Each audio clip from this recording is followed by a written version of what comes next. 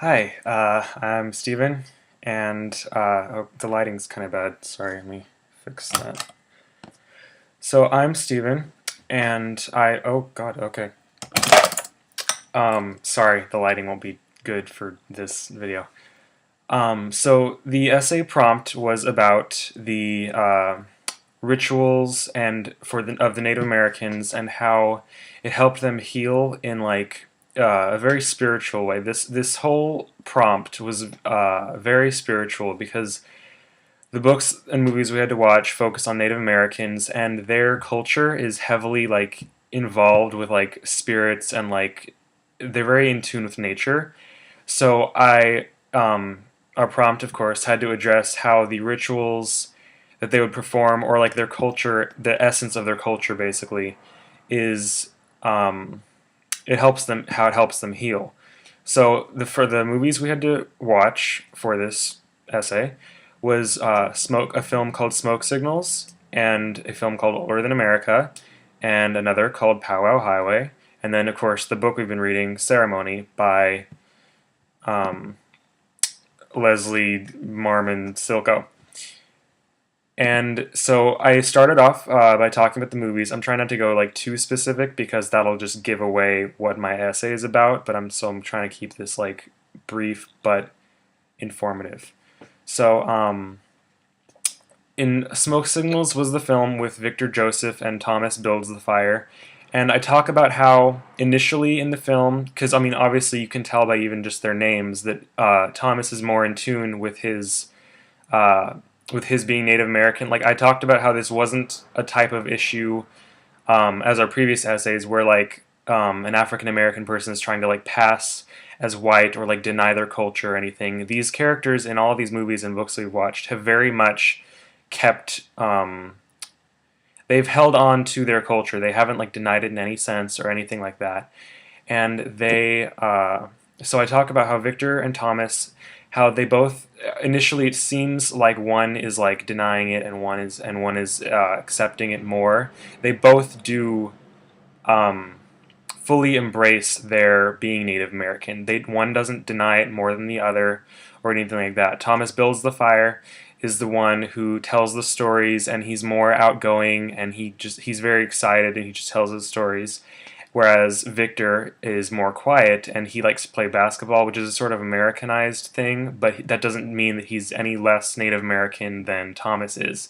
So I discuss how, despite they have these contrasting personalities, and they both focus on different parts of their being Native American, neither denies or represses in any way who they are, and they have this culture, and they believe in things, and they don't change that just because they're trying to live in a country where where other cultures are trying to overpower their culture. Because I mean they're living on a reserve in Idaho, and it's kind of repressing being Native American, but these characters don't give up on that, and they hold on tightly to their culture, and this helps them as characters. This helps them grow, and this helps them heal. And the next film, Older Than America, both Older Than America and Powwow Highway are not independent films, whereas Smoke Signals was. So I feel like Smoke Signals was lesser known, but it was still a very important film. And so Older Than America is also discusses the issue not too long ago, actually. It was 1975 or something. I thought these issues would have been further back in history, but I guess unfortunately that was not the case. So with Older Than America, I discuss how this film was about the Native Americans, and um, how the children were forced into the public schooling systems, and when I say forced, they were taken from their homes and put in these schools. So I talk about how even though this was the case, even though they were taken from one culture that they knew and put into another and expected to learn all of these things, all of these new things that they really wanted nothing to do with, they did not give in a sense. They didn't give up on who they were.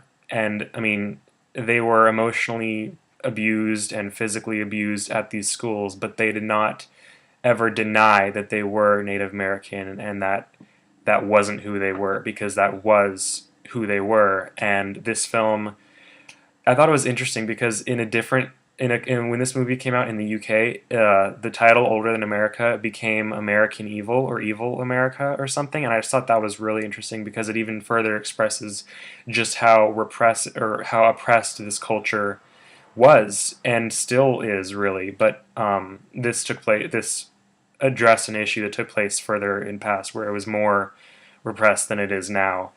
And I just thought that was really unfortunate that that was the case, but it's not really inaccurate when it's being called evil or American Evil. So, I mean, I don't know, but these people still stuck to their culture, and they did not give in or anything, and that helped them as Native Americans to be strong in these times, in this time of hardship. And the third movie I addressed was Powwow Highway. And this was another film where the characters were definitely, it was definitely about these are very character driven stories.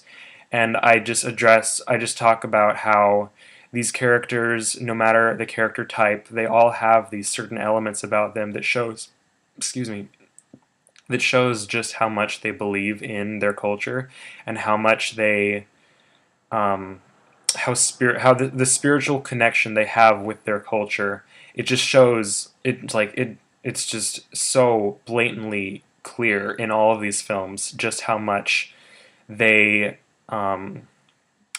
embody their culture, basically. Like they keep it alive. Like some people might think that this is like a dying culture or something, but they keep it alive, and they do not let anyone tell them that they don't give in or they don't back down or anything. This is a very strong culture and very strong-minded people, and these characters are very strong-minded, and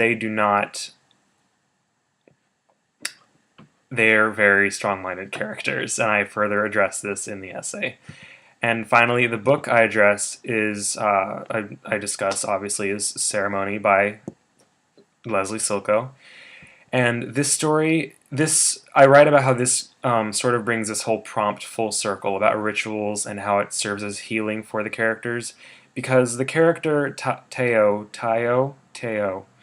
um, he's dealing with coming back from World War II. He has this stress, a post-traumatic stress disorder, and he quickly goes to alcoholism, and he quickly goes to drinking, and all of these non-helpful methods of trying to cope with all of this stress he must have from coming back from the war. And this book, it talks about how when he realizes that he's hit rock bottom, he looks for spiritual healing, and he needs to try and find this, like, to try and regain his mental stability. He looks towards the spiritual healing because he's half white and he's half Native American, Laguna more specifically, and he embraces his Native American side to find this, like, spiritual healing, because there's nothing else he can do, really, and he's, like, run out of options.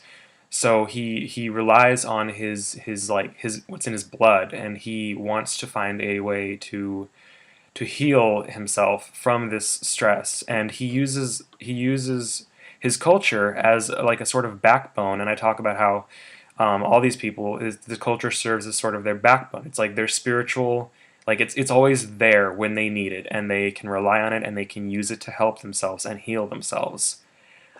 So I address all of that in the essay, and I think it was very interesting because it was very interesting to have this light shed on this culture, because I'd always known how they were very connected with, like, living things and the earth, but I just never knew how much spirituality was involved in this culture and how grounded it kept all of these characters, like, in any situation. I thought that was really fascinating. So I hope this was a decent presentation. Sorry about the lighting issues, and sorry if the screens were reflecting off my glasses, but I need glasses to see things. So, yeah, I'm going to end this video now because it's like double the time it was supposed to be. Alright, bye. Thanks for watching.